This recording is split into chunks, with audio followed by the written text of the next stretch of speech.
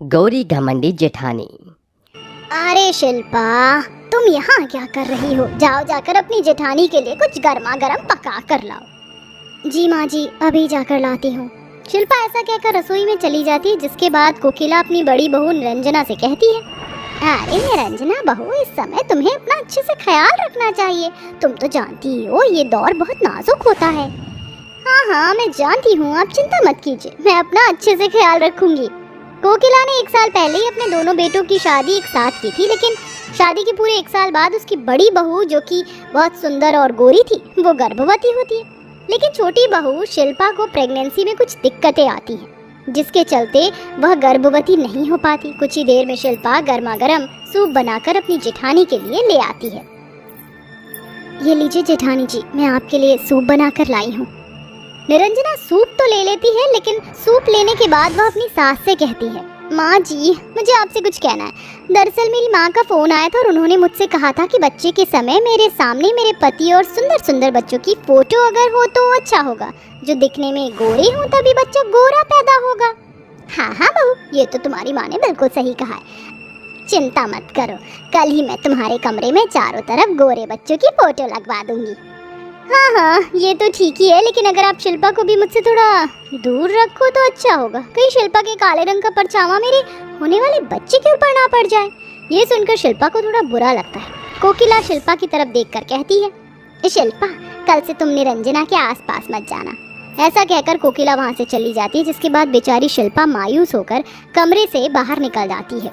तभी उसे बाहर कोकिला मिल जाती है और उससे कहती है, अरे बहू, मुझे माफ करना, मैं ऐसा चाहती तो नहीं थी, लेकिन तुम तो जानती हो हमारे घर का ये पहला बच्चा होगा और मैं कुछ भी ऐसा नहीं चाहती जिससे बड़ी बहू को तकलीफ हो। कोई नहीं माँ जी, मुझे इसमें कोई आपत्ति नहीं, मेरा रंग काला है, इसमें मेरी ही गलती है। ऐसा कहकर शिल्पा घर के कामों में लग जाती। देखते ही देखते कुछ दिन बीत जाते। एक दिन शिल्पा रसोई में खाना बना रही होती है। खाना बनाते बनाते अचानक से उसको चक्कर आते हैं और वो रसोई में ही बेहोश हो जाती। तभी वहाँ विशाल आ जाता है। अरे अरे, ये क्या? शिल्पा, शिल्पा उठो। शिल्पा, क्या हुआ तुम्हें? शिल्पा को इस हालत में देखकर विशाल बहुत ज़्यादा घबरा जाता है। वो उसे अपनी गोदी में उठाकर फौरन हॉस्पिटल ले जाता है, जहां शिल्पा का टेस्ट होता है। टेस्ट होने के बाद डॉक्टर विशाल के पास आते हैं और उससे कहते हैं, अरे मुबारक हो, आपकी पत्नी माँ बनने वाली है। डॉक्टर की बात सुनते ही विशाल बहुत खुश हो जाता है और अपनी पत्नी शिल्पा के पास पहुंचकर उसे गले से लगाकर कहते हैं, मुबारक हो तुम्हें, तुम माँ बनने वाली हो और मैं पिता बनने वाला हूँ। आखिरकार तुमने मुझे ये दिन दिखाई दिया। विशाल तो बहुत खुश होता है, लेकिन जब वह अपनी पत्नी को वापस घर लाकर घर के सभी सदस्य को इसके बारे में बताता है तो सभी लोग इस बात को नज़रअंदाज कर देते हैं। अरे तो क्या हुआ, सिर्फ और सिर्फ गर्भवती ही तो हुई है, कौन सा तीर मारा है? अब मुझे ही देख लो, मेरा दूसरा महीना चल रहा है। वैसे भी इसका तो हमेशा का ही है, देख लेना, आज तो गर्भवती हो गई, लेकिन कुछ दिन में ही इसकी तबीयत खराब हो जाएगी और सब कुछ खत्म हो जाएगा। ऐसा कहकर कोकिला वहाँ से चली जाती है। देखते ही देखते कुछ महीने बीतने लगते हैं। बेचारी शिल्पा का पेट कुछ ही दिनों में निरंजना के पेट से भी ज्यादा बड़ा दिखने लगता है, जिसके चलते निरंजना को अजीब सा लगता है और वह अपनी सास से कहती है, जरा मेरी देवरानी का पेट तो देखो माँ जी, ऐसा लग रहा है जैसे पेट के अंदर ईंट पत्थर भर लिए। अरे दिखा लो डॉक्टर को, ये हकीकत में गर्भवती है भी या नहीं। ये सब विशाल सुन लेता है। जब से शिल्पा के गर्भवती होने का पता चला है, मैं एक बार भी उस डॉक्टर के पास चेकअप करवाने नहीं लेकर गया हूँ। चलो शिल्पा, आज मैं तुम्हें डॉक्टर के पास चेकअप के लिए लेकर जाऊँगा। विशाल अपनी पत्नी शिल्पा से बहुत प्यार करता था। उसे शिल्पा के रंग रूप से कोई मतलब नहीं था, क्योंकि उसे शिल्पा का व्यवहार बहुत भाता था। वह शिल्पा को डॉक्टर के पास लेकर जाता है, जहाँ के पेट का एक्सरा होता है, जिसे देखकर डॉक्टर विशाल से कहता है, अरे तुम्हारी पत्नी को तो जुड़वा बच्चे होने वाले हैं, आज से तुम्हें उसका थोड़ा अच्छे से ख्याल रखना होगा। ये सुनकर विशाल बहुत खुश होता है और अपनी पत्नी शिल्पा को ध्यान पूर्वक वापस घर ले आता है। वह घर के सभी सदस्यों को इसके बारे में बताता है। माँ, जानती हो आप, शिल्पा को जुड़वा बच्चे होने वाले हैं। डॉक्टर ने कहा है कि उसका अच्छे से ख्याल रखना है। अरे तो क्या हुआ, बच्चा ही तो है, तेरी भाभी को भी होने वाला है। क्या तूने कभी उसके बारे में सोचा? शिल्पा को बोल जल्दी से कुछ बनाकर तेरी भाभी को खिला देगी, उसने सुबह से कुछ नहीं खाया है। कोकिला ऐसा कहकर चली जाती है, जिसके बाद विशाल खुद ही रसोई में जाता है और अपनी पत्नी के साथ अपनी भाभी के लिए भी खाना बनाता है। उसके बाद वह खाना ले जाकर अपनी भाभी को सबसे पहले देता है और उसे शिल्पा के जुड़वा बच्चे के बारे में बताता है। ये सुनकर निरंजना अंदर ही अंदर जलने लगती है। विशाल उसे खाना देने के बाद अपनी पत्नी शिल्पा को खाना खिलाने पहुंच जाता है। अजी, आपको ये सब करने की क्या जरूरत थी? मुझसे कह दिया होता, मैं खुद ही बना देती। अरे तुम मेरे बच्चों को जन्म देने वाली हो, अब मैं तुम्हारा ख्याल भी न रखूं? हाँ, ये सुनकर शिल्पा बहुत खुश होती है, लेकिन तभी वहाँ निरंजना आ जाती है। अरे देवरानी, तुम यहाँ मेरे देवर से सेवा करवा रही हो? क्या तुम्हें मेरी जरा भी परवाह नहीं है? कहिए दीदी, आपको क्या चाहिए? मैं अभी दे देती हूँ। अरे बस बस, अब जब मैं उठी हूँ तो मैं ही ले लूँगी। तुम्हें जब फुर्सत मिले तब मेरे पास आ जाना, मुझे तुमसे कुछ काम करवाने हैं।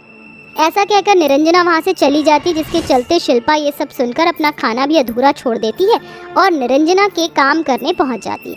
वहीं निरंजना अपने मन ही मन सोचती है, इसको जुड़वा बच्चे क्यों हो रहे? इससे अच्छा तो कोई हादसा हो जाए जिसके चलते इसके दोनों बच्चे इसके पेट में ही मर जाएं। निरंजना ऐसा सोच ही रही थी कि तभी उसे अपने बिस्तर के बराबर वाली टेबल पर केले नजर आते हैं। निरंजना उन केलों को उठाती है और खा लेती है और उसके छिलके अपने कमरे में जगह जगह फेंक देती है। बेचारी मेरे कमरे में मेरी मदद करने आई थी, लेकिन अब मेरे कपड़े अलमारी में लगाते लगाते इसका पैर इस केले के छिलके पर पड़ेगा और ये फिसल कर गिर जाएगी, जिसके चलते इसके दोनों बच्चों से छुटकारा मिल जाएगा। निरंजना ऐसा कहकर खुश हो रही थी, तभी शिल्पा पिलो के कवर लेकर उसके पास आ ही रही थी, लेकिन अचानक से उसका पैर फिसल जाता है और वह निरंजना के ऊपर ही उसके पेट पर गिर जाती है, जिससे दोनों को लीवर, पेट और पेट में दर्द शुरू हो जाता है। जिसके बाद घर के सभी सदस्य उन दोनों को हॉस्पिटल लेकर पहुंचते हैं, जहां निरंजना का बच्चा मर जाता है, लेकिन उसकी काली देवरानी के जुड़वा बच्चे सही सलामत होते हैं, जो कि बहुत सुंदर और गोरे होते हैं। बेचारी निरंजना अपनी गलती का पछतावा करते हुए रो रही होती है। ये सब मेरी ही गलती है, मैंने अपने घमंड के चलते अपनी देवरानी का बुरा सोचा, लेकिन उल्टा मेरा ही बुरा हो गया। ये सब कोकिला सुन लेती है। ये क्या कह रही हो बहू? कौन सी गलती का पछतावा कर रही हो तुम? निरंजना अपनी गलती अपनी सास को बताती है, जिसके चलते कोकिला को भी बहुत गुस्सा आता है, लेकिन कहीं ना कहीं उसकी भी गलती थी। वह भी शिल्पा को उसके रंग की वजह से बहुत बुरा भला कहती थी। तभी वहाँ शिल्पा अपने दोनों जुड़वा बच्चों को गोदी में लेकर आती है और अपना एक बच्चा निरंजना को देते हुए कहती है, जेठानी जी, मैं 2 बच्चे पाल कर क्या करूँगी, इसलिए मैं चाहती हूँ मेरा एक बच्चा आप पालो, क्योंकि आप एक बहुत अच्छी माँ बन सकती हो। अपनी गोदी में बच्चे को देखकर निरंजना की आंखों में आंसू आ जाते हैं। मुझे माफ कर दो शिल्पा, मैंने तुम्हारे लिए कुआं खोदा था, लेकिन उसमें मैं ही गिर गई। जो हुआ उसे भूल जाइए, मैं तो आपको पहले ही माफ कर चुकी हूँ। आज से एक बच्चा आपका और एक बच्चा मेरा। उस दिन के बाद से शिल्पा की घमंडी जेठानी का घमंड हमेशा के लिए चूर हो जाता है और वह अपनी देवरानी के साथ खुशी खुशी रहने लगती है। नरेणापुर के छोटे से गांव में कलावती अपनी बेटी रूपाली के साथ रहती थी। कलावती एक विधवा औरत थी और एक आम के बगीचे में काम करके अपनी बेटी और अपना गुजारा कर रही थी। आज तो बहुत ही ज्यादा धूप हो रही है, इतनी धूप में काम करने में बहुत परेशानी हो रही है। अरे क्या धीरे धीरे लगे हुए हो, जल्दी जल्दी काम करो, शाम तक सारा का सारा काम हो जाना चाहिए। मुंशी के ऐसा कहने के बाद कलावती जल्दी जल्दी काम करने लगती है। देखते ही देखते शाम हो जाती है। अरे शाम के 6 बज गए हैं, चलो बहन चलते हैं और अपनी आज की दिहाड़ी ले लेते हैं। हाँ बहन चलो चलते हैं। देखते ही देखते सभी मजदूरों की लाइन लग जाती है। एक के बाद एक आते जाओ और अपने पैसे लेते जाओ, चलो। सभी मजदूर अपने हिस्से के पैसे लेकर वहाँ से जाने लगते हैं। अरे सरोज, आज तो मंगल बाजार है, चलो वहाँ से सब्जी लेकर घर चलते हैं। हाँ बहन, मेरे घर पर भी सब्जी खत्म हो गई है, चलो चलते हैं। कलावती सरोज के साथ सब्जी मंडी में पहुँच जाती है, जहाँ पर सबसे सस्ती से सस्ती सब्जियाँ ढूंढती है और खरीदने के बाद वह अपने घर के लिए निकल पड़ती है। चलो बहन, मेरा घर तो आ गया है, तुम ध्यान से जाना, आगे का रास्ता बहुत ज्यादा खराब है और तो और गांव में लाइट भी नहीं आ रही है, अंधेरे में ध्यान से चलना।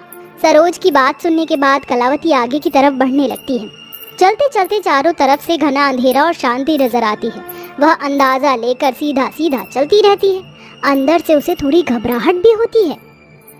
इतना अंधेरा है, यहाँ ठंडक बहुत है, जितनी जल्दी हो सके मैं यहाँ से बाहर निकलती हूँ ताकि मैं अपने घर अपने बच्चों के पास पहुँच जाऊँ। कलावती जैसे तैसे करके उस जगह से बाहर निकलती है। कुछ दूरी पर जाकर पानी के बड़े से टैंक के पास उसकी एक टूटी फूटी झोपड़ी होती है, जिसके बाहर उसकी बेटी झाड़ू लगा रही होती है। अरे माँ, आ गई आप? चलो अच्छी बात है। आज तो आप थोड़ी लेट हो गई हो। मैं बहुत देर से आपका इंतजार कर रही थी। हाँ हाँ, दरअसल आज मैं सब्जी मंडी चली गई थी। घर में सारी सब्जियाँ खत्म हो गई हैं। चलो अच्छी बात है, आप सब्जियाँ तो ले आई हो। वैसे भी सब्जी खत्म ही हो गई थी। मीना अपनी माँ कलावती के हाथों से थैला पकड़कर अंदर ले जाती है, जिसके बाद कलावती अपने मुँह हाथ धोने लगती है और मीना सब्जियाँ निकाल कर खाना बनाना शुरू कर देती है। कुछ ही देर में खाना बनकर तैयार हो जाता है। ये लो माँ, खाना खा लो। दोनों माँ बेटी खाना खाने लगती हैं, लेकिन तभी उन्हें अपनी झोपड़ी के बाहर से एक आवाज़ आती है। अरे कौन रहता है यहाँ? बाहर निकलो जरा। कलावती अपना खाना छोड़कर बाहर निकलती है। हाँ, क्या बात है? आप लोग कौन हो? देखिए, ये जगह सरकारी जगह है, आप यहाँ नहीं रह सकती हो। आपको ये जगह खाली करनी होगी। मैं यहाँ कई सालों से रह रही हूँ। आज तक यहाँ कोई नहीं आया और फिर मैं यहाँ से कहाँ जाऊँगी? मेरी बेटी और मेरा इस जगह के अलावा और कोई ठिकाना नहीं है। देखो, हम कंस्ट्रक्शन वाले हैं, हमें ये जगह खाली चाहिए ताकि हम यहाँ इस छोटे पानी के टैंक को बड़ा बना सकें। कलावती बहुत ज्यादा परेशान हो जाती है। उसे कुछ समझ नहीं आता। ना चाहते हुए भी उसे अगले दिन सुबह अपनी बेटी के साथ वो जगह खाली करके जाना पड़ता है। माँ, अब हम लोग कहाँ जाएंगे? कहीं तो जाना ही होगा बेटी। कलावती और मीना चलते चलते आम के बगीचों के पास पहुँच जाते हैं, जहाँ पर उन्हें एक खाली टूटी फूटी झोपड़ी नजर आती है। लगता है कि इस झोपड़ी में कोई नहीं रहता। चलो हम इसके अंदर चलते हैं और यहीं रह लेंगे। दोनों माँ बेटी अंदर पहुंच जाती हैं। उस झोपड़ी में एक बूढ़ी औरत अपनी आखिरी सांसें गिन रही थी। हे भगवान, मुझे अपनी शरण में ले ले। क्यों मुझे दुख दे रहा है? माँ जी, आपको क्या हुआ है और आप इस तरह भगवान को याद क्यों कर रही हो? चिंता मत करो, आप बिल्कुल ठीक हो जाओगी। तुम कौन हो और यहाँ क्या कर रही हो? खैर, जो भी कोई हो, मुझे लगता है कि ये मेरी आखिरी वार्तालाप है। जाने से पहले मैं तुम्हें एक सच बताना चाहती हूँ। क्या बताना चाहती हो आप? बताओ। ये जो आम का बगीचा है, ये कोई मामूली बगीचा नहीं है। ये एक जादुई बगीचा है। क्या कहा? जादुई बगीचा है? मैं कुछ समझी नहीं। ये मेरा पुश्तैनी बगीचा है। इस बगीचे में सदाबहार आम लगे रहते हैं। इसकी मालकिन तुम हो। इसकी अच्छे से देखभाल करना।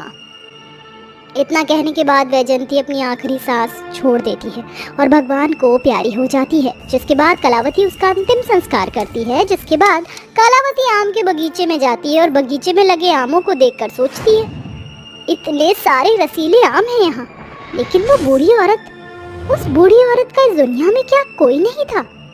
खैर छोड़ो, एक काम करती हूँ, कुछ आम तोड़ लेती हूँ और उन्हें बेचकर कुछ पैसे कमा लूंगी। कलावती एक टोकरी में आम तोड़ती है। जैसे ही वह पहला आम तोड़ती है, वहाँ उसी के जैसा एक आम उग जाता है। ये क्या? यहाँ पर तो आम तोड़ते ही आम लग गया।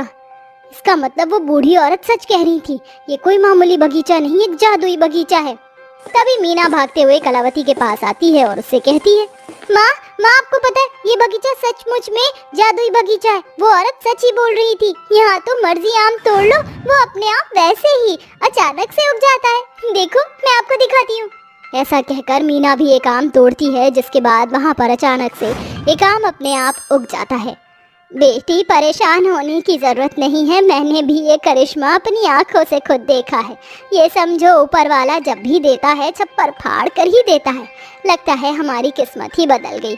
कलावती और उसकी बेटी मीना दोनों ही कई सारी टोकरियों में आम भरकर बाजार में बेच देती हैं, जिसके चलते उन्हें अच्छे खासे पैसे मिल जाते हैं। देखते ही देखते वो आम बेचकर अपना खुद का एक घर खरीद लेती हैं और ये सब एक दिन मुंशी देख लेता है। अरे बाबा, क्या बात है, मुझे तो यकीन ही नहीं होता। ये सड़क छाप गरीब इतनी अमीर कहाँ से हो गई? इसके पास इतना बड़ा घर कहाँ से आया? मुंशी इस बात को गांव में और भी आदमियों में फैला देता है, जिसके बाद सभी हैरान रह जाते हैं। अरे लगता है इसने कोई चोरी और डकैती की है, लेकिन इस छोटे से बगीचे से ये इतना पैसा कैसे कमा सकती है? आज इस बात का पता लगा कर ही रहेंगे। मेरा इस पूरे गांव में सबसे बड़ा आम का बगीचा है। इतना पैसा तो मैं भी नहीं कमा रहा जितना ये छोटे से बगीचे से कमा रही है। रात होते ही इसके आम के बगीचे का राज ढूंढने चलेंगे। रात के समय मुंशी गांव के कुछ आदमियों के साथ कलावती के बगीचे में घुस आता है। कितने रसीले आम हैं, इन्हें देखकर तो खाने का मन कर रहा है। वैसे भी किसी को क्या पता चलेगा, एक तोड़ी लेता हूँ। मुंशी जैसे ही एक आम तोड़ता है, उस आम की जगह पर दूसरा आम उग जाता है। अरे वाह, देखो तो सही, ये तो जादुई आम का बगीचा है। इन पेड़ों के ऊपर कोई भी आम तोड़ो तो अपने आप उसी जगह दूसरा आम उग जाता है। चलो भाइयों, एक काम करते हैं, इन पेड़ों को ही काट कर ले जाते हैं। एक एक हम सभी लगा लेंगे अपने अपने घर के बाहर। वो सभी आदमी आरी लेकर पेड़ों को काटने ही वाले होते हैं कि तभी वहाँ बूढ़ी औरत की आत्मा आ जाती है।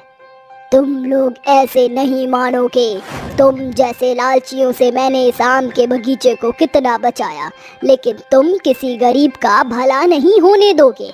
अभी तुम्हें मैं सबक सिखाती हूँ। वो औरत अपनी शक्तियों से उन्हें आसमान में उड़ाकर जमीन पर पटकती है, जिसके चलते उन्हें अपनी गलती का एहसास होता है और वो सभी बूढ़ी औरत की आत्मा से माफी मांगते हैं।